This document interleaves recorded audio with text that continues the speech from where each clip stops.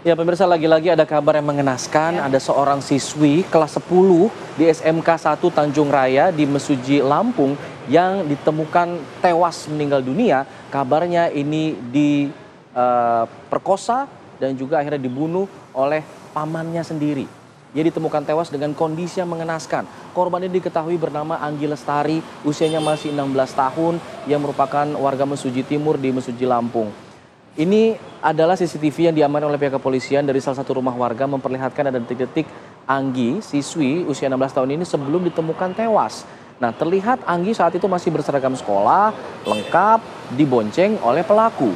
Nah, berbekal rekaman CCTV tersebut, pihak kepolisian juga langsung menyelidiki sosok pelaku, siapa yang membonceng ini. Ternyata diketahui ia merupakan paman korban, adik dari bapaknya. Nah, dari hasil olah TKP diketahui jenazah adalah Anggi Lestari, masih 16 tahun, warga Dusun Tebing di Mesuji, Lampung, yang juga merupakan siswi SMK 1 Tanjung Raya. Tidak ada tanda-tanda pembegalan ataupun perampokan. Karena di lokasi penemuan jasad, semua harta milik korban ini ternyata masih utuh, kecuali handphonenya. Saat ini juga masih belum ditemukan di sekitar lokasi penemuan jenazah.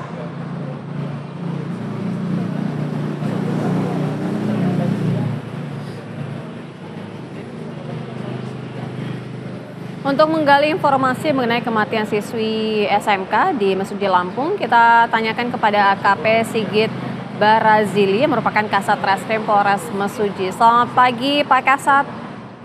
Selamat pagi, Bu. Pak Kasat, untuk motif dari pembunuhan yang dilakukan oleh paman korban sendiri ini karena apa, Pak Kasat?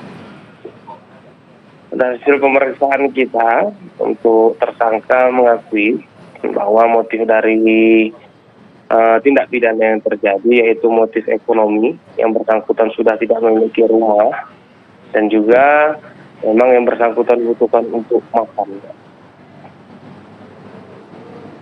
Oke, awal mulanya bagaimana akhirnya korban bisa dibujuk ikut bersama dengan pelaku saat dibonceng, lalu kemudian akhirnya dilakukanlah terjadinya pembunuhan tersebut? Ya, dapat kami jelaskan sedikit kronologi bahwasannya korban itu baru pulang dari sekolah itu langsung bergerak menuju ke rumah.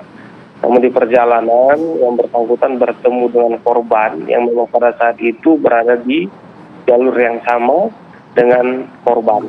Nah, pada saat itu pelaku memang sebelumnya sudah mencoba untuk meminta menyetop mobil truk untuk menumpang untuk menuju ke daerah tujuan dari tersangka ini sendiri. Namun 2 kali mencoba untuk memberhentikan truk, tapi truk-truk itu tidak ada yang berkenan untuk memberi tumpangan.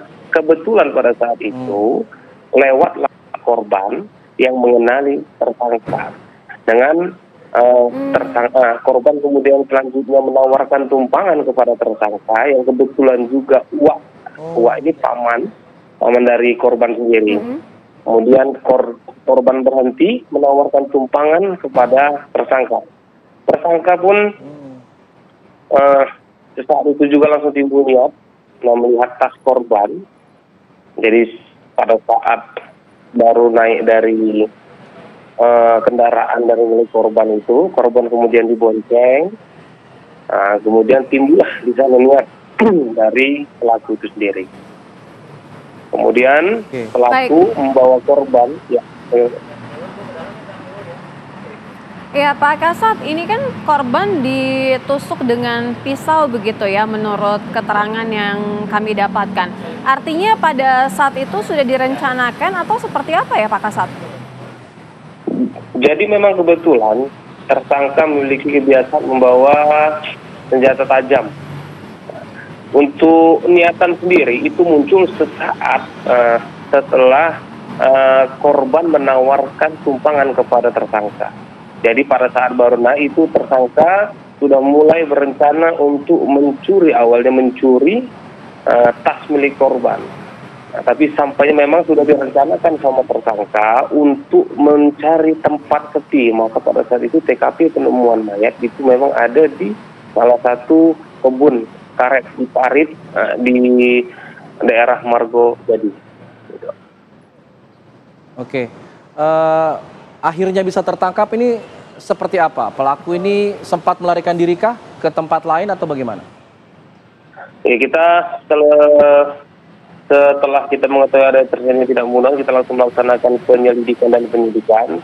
Kita dapatkan bukti-bukti petunjuk, ya meskipun sedikit, karena memang desa sangat sedikit, kita sangat kesulitan kita untuk menemukan CCTV yang ada. Tapi kebetulan alhamdulillah salah satu rumah warga itu sempat merekam pergerakan di tersangka dan korban.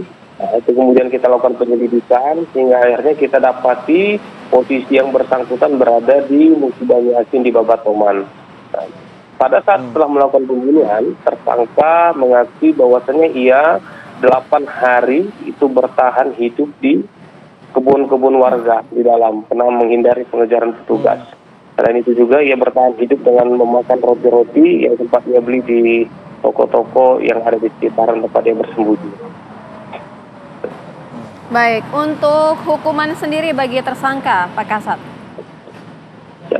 Kita terapkan terhadap tersangka, kita terapkan pasal pembunuhan berencana atau pembunuhan,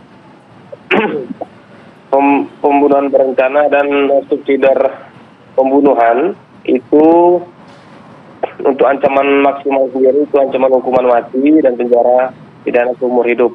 Kemudian juga kita latih yang bersangkutan juga dengan Undang-Undang 81 dengan pasal 81 ayat 3 Undang-Undang Perlindungan Anak dengan ancaman hukuman maksimal 20 tahun penjara. Baik, terima kasih Pak Sigit sudah bergabung sama kami di Apa Kabar Indonesia Pagi. Selamat pagi Pak. Selamat pagi.